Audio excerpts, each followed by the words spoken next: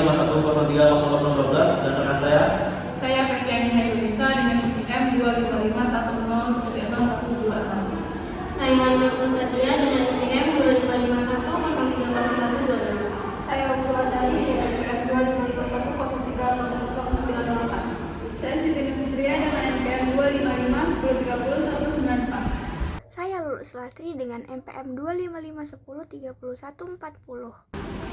Baik, kami di sini akan menjelaskan materi kami yang berjudul Mekanisme Pasar dalam Ekonomi Islam. Mekanisme pasar dalam ekonomi Islam adalah proses terbentuknya harga melalui interaksi antara permintaan dan penawaran yang berlangsung secara adil, jujur, dan sesuai dengan prinsip syariat. Dalam Islam, pasar tidak hanya bertujuan mencari keuntungan, tetapi juga menjaga keadilan, keseimbangan, dan kemaslahatan masyarakat. Dasar hukum mekanisme pasar dalam Islam dalam Al-Quran tercantum dalam surat An-Nisa ayat 29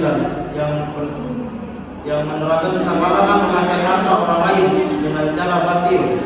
Lalu ada surat Al-Kahfi ayat 1-3 yang berisi tentang larangan mengurangi timbangan dan takaran hadis.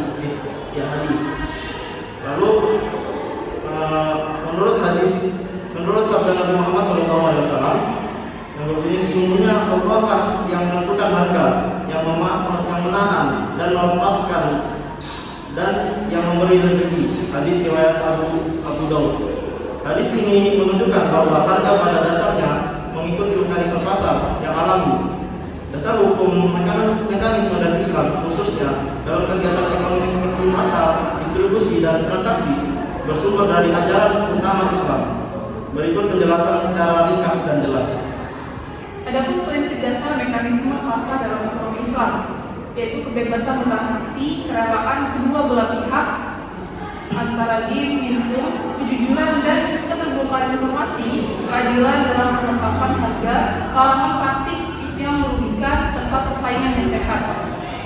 Lalu prinsip kebebasan bertransaksi, setiap individu bisa melakukan jual beli selama barang dan cara transaksinya halal serta tidak melanggar syariat.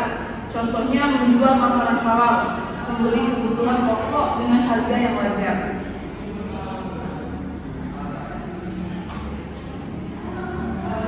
Adapun prinsip kerelaan kedua belah pihak, transaksi harus dilakukan atas dasar suka sama suka tanpa paksaan.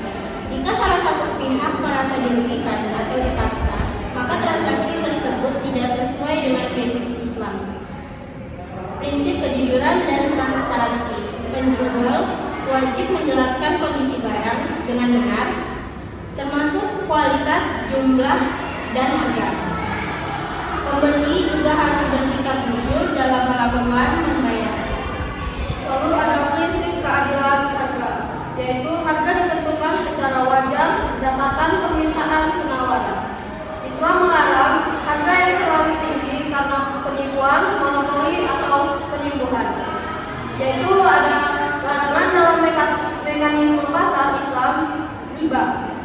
Yang kedua adalah darar atau ketidakjelasan, yang ketiga ada maisir atau spekulasi, yang keempat ada ihtikar yaitu penimbunan, yang kelima ada tadlis atau penipuan, dan yang selanjutnya ada tajasyi atau rekayasa harga. Adapun peran pemerintah dalam pasar Islam, pemerintah berfungsi sebagai pengawas pasar melalui lembaga Hizbah. Tugas Hizbah yaitu ada 4. Yang pertama, mengawasi timbangan dan takaran. Yang kedua, mencegah kecurangan. Yang ketiga, menjaga kestabilitasan pasar. Yang keempat, menindak pelanggaran syariah. Lalu ada tujuan mekanisme pasar dalam Islam mewujudkan keadilan ekonomi, melindungi hak penjual dan pembeli, menjaga stabilitas harga, meningkatkan kesejahteraan masyarakat, mencapai kemaslahatan umum yaitu masalah.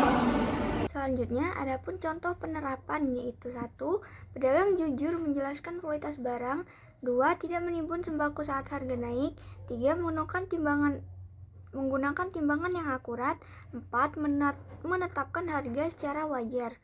Terakhir, Adapun kesimpulan dari PPT kami yaitu mekanisme pasar dalam ekonomi Islam memberikan kebebasan berinteraksi tetapi tetap dibatasi oleh nilai-nilai syariah seperti kejujuran, keadilan, dan tanggung jawab. Dengan prinsip-prinsip tersebut, pasar dapat berjalan secara sehat dan membawa manfaat bagi seluruh masyarakat. Sekian presentasi dari kelompok kami akhiri. Wassalamualaikum.